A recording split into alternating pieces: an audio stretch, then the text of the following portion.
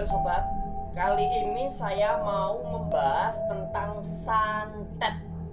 Entah santet, entah tenung, entah guna-guna. Dimana hal-hal seperti ini seringkali menerlibatkan atau berketerlibatan dengan yang namanya iblis atau kuasa kegelapan. Ternyata santet, tenung, guna-guna itu adalah suatu hal dengan nama yang beraneka ragam. Banyak sekali nama-nama santet, nama-nama tenun, dan juga nama-nama guna-guna. Lalu apa sih yang dimaksud santet? Dan seperti apakah itu? Mari kita bahas. Santet adalah suatu kemampuan yang tidak masuk logika, di mana tujuan utamanya untuk menyakiti orang lain atau membunuh orang lain. Itu santet. Ada banyak sekali nama-nama santet atau tenung ya. Itu sangat banyak. Dan di setiap daerah itu punya namanya masing-masing. Dan ternyata santet itu juga perlu mediator. Ada media yang digunakan untuk dukun aliran hitam untuk melakukan santet. Jadi ada medianya. Dan saya juga ingin memberitahu nih, media-media yang digunakan untuk santet atau tenun. Banyak sekali medianya. Ya mungkin yang paling familiar bagi kalian, media yang digunakan santet yang paling familiar di kalangan masyarakat itu adalah foto. Foto itu menjadi media yang paling familiar digunakan untuk santet. Biasanya itu foto. Itu yang paling familiar bagi kita semua ya. Santet atau guna-guna atau tenung biasanya menggunakan foto gitu. Itu yang paling familiar. Ternyata masih banyak hal yang bisa digunakan untuk santet atau guna-guna. Ada sebagian ilmu santet, ada sebagian santet itu menggunakan media kuku. Kuku kita tuh kalau potong kuku, kita harus buang kuku kita di tempat yang benar. Karena apa? Karena dukun jahat, dukun aliran hitam itu terkadang menggunakan media kuku-kuku kita sebagai sarana untuk berbuat santet kepada kita. Jadi melalui kuku kita, dukun itu gunakan, dan dukun itu akan bekerja sama dengan iblis supaya iblis menyerang pemilik dari kuku ini. Salah satu medianya adalah kuku yang kita potong. Itu sebagai salah satu media untuk santet atau tenung. Lalu ada lagi, yaitu rambut kita ini. Rambut kita ini juga bisa sebagai media santet atau tenun.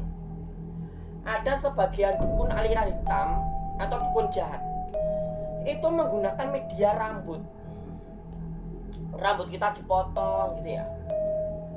Dimana dukun itu akan kerja sama iblis. Dia akan menyerang pemilik dari rambut yang dia pakai. Jadi rambut bisa digunakan sebagai media santet atau tenun. Lalu bukan hanya itu aja. Santet atau tenung ini juga terkadang bisa juga menggunakan media-media yang sering kita gunakan, seperti pakaian kita atau darah kita. Darah juga bisa digunakan untuk santet atau guna-guna ya. Pakaian kita juga bisa, darah juga bisa. Itu tergantung dari ilmu dan kemampuan dari dukun-dukun hitam itu.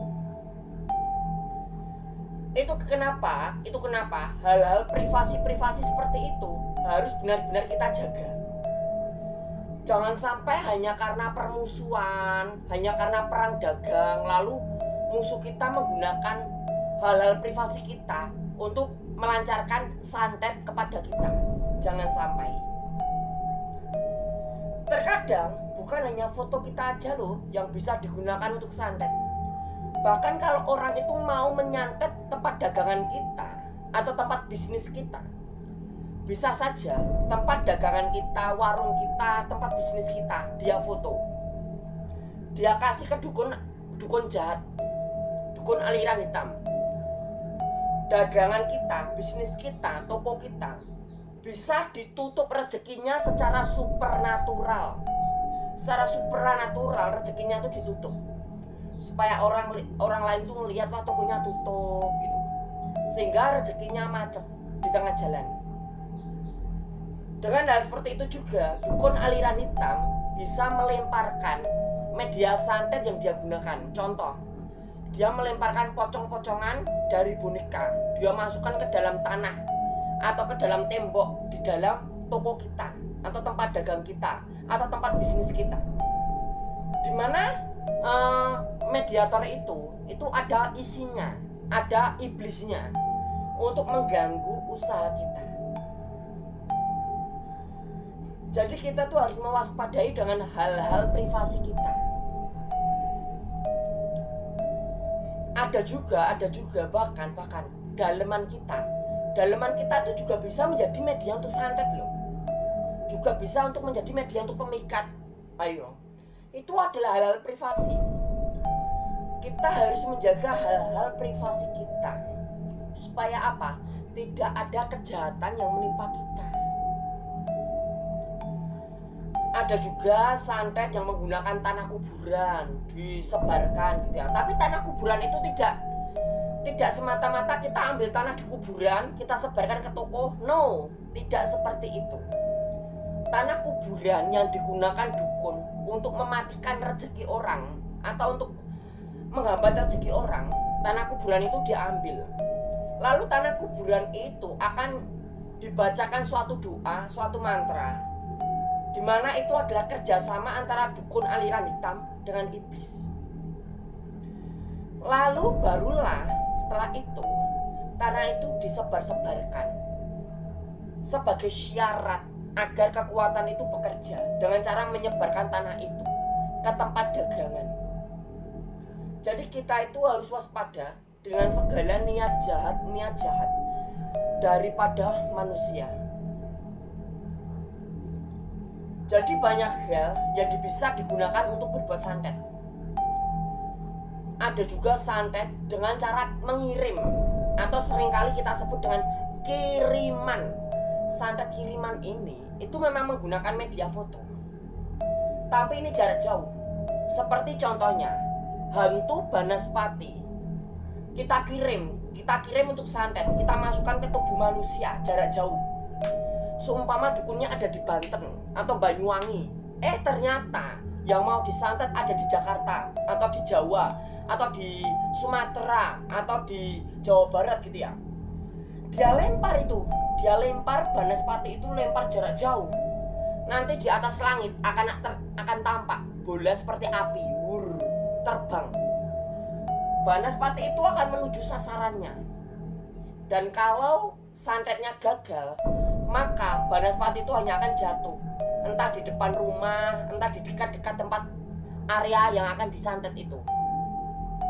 Kita harus meningkatkan iman kita, meminta perlindungan kepada Tuhan, supaya kita terhindar daripada santet-santet dan niat-niat jahat dari manusia. Itulah kilasan video kali ini mengenai mediator santet. Jangan lupa klik like dan subscribe video ini.